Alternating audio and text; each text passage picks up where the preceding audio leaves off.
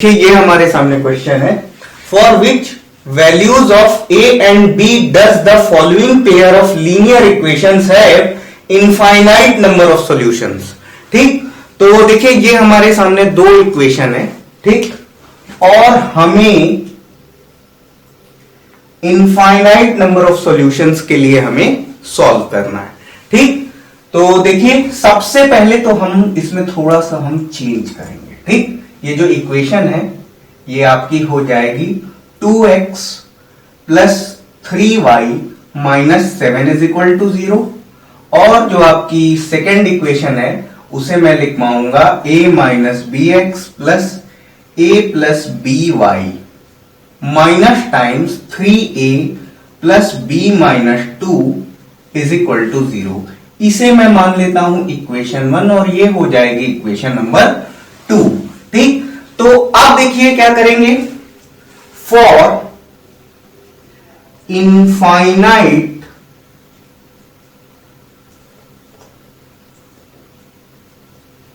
Many solutions. ठीक, तो infinite many solutions के लिए कंडीशन आपकी होती है a1 upon a2 is equal to b1 upon b2 is equal to c1 upon c2।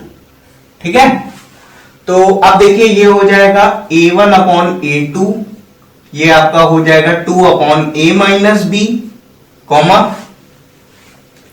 b1 upon b2 is equal to 3 upon a plus b, और जो आपका c1 अपॉन c2 है वो आपका हो जाएगा minus 7 upon minus 3 times a plus B minus 2।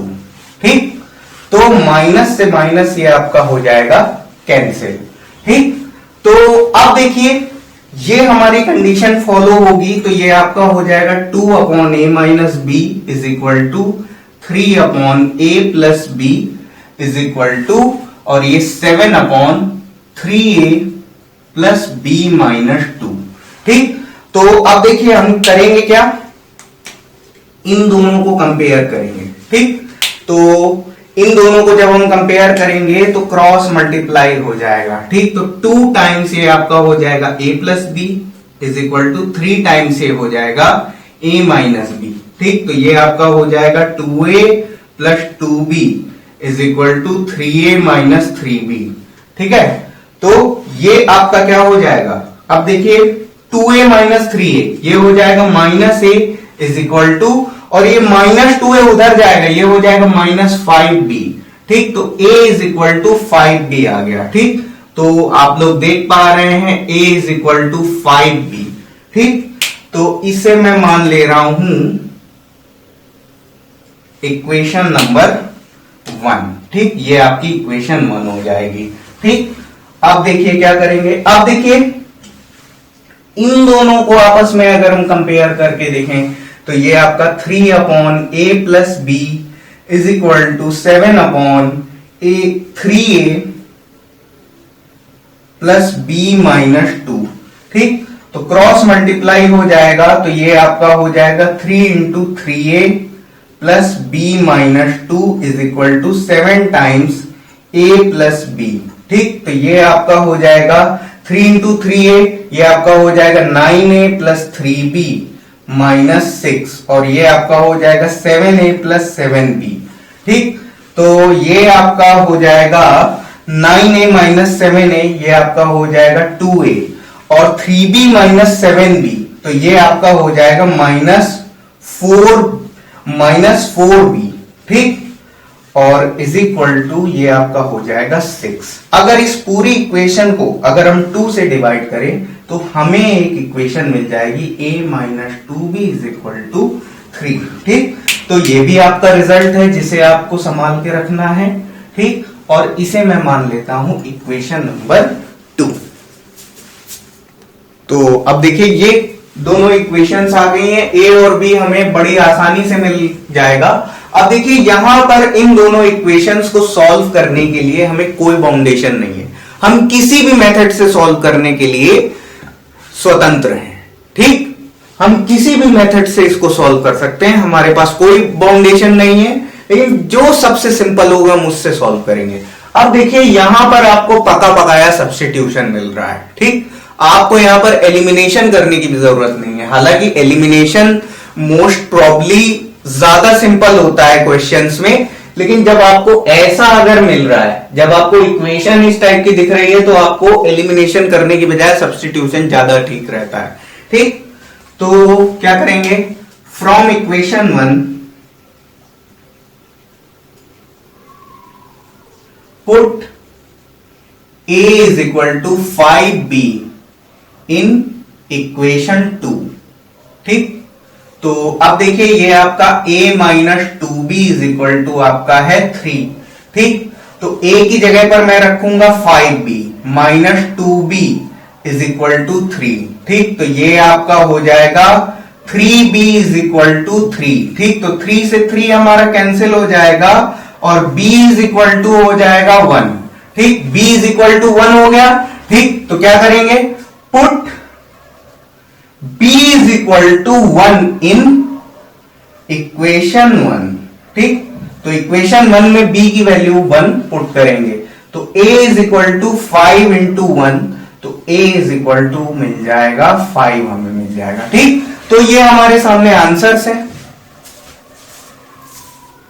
तो चलिए क्वेश्चन का सेकंड पार्ट है।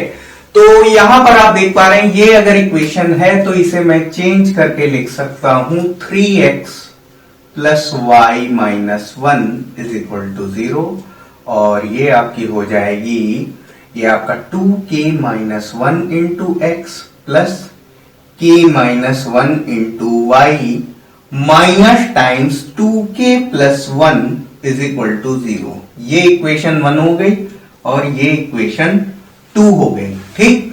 तो अब देखिए ये इक्वेशन 1 और इक्वेशन 2, ठीक। तो देखिए अगर हम यहां से निकालें a1 अपॉन a2 अगर हम कैलकुलेट करें तो ये आपका हो जाएगा 3 अपॉन 2k माइनस 1, और b1 अपॉन b2 तो ये आपका हो जाएगा 1 अपॉन k माइनस 1, और c1 अपॉन c2 आपका हो जाएगा -1 upon minus times 2k minus 1, ठीक। तो माइनस से माइनस हो जाएगा कैंसिल, ठीक। तो देखिए फॉर नो सॉल्यूशन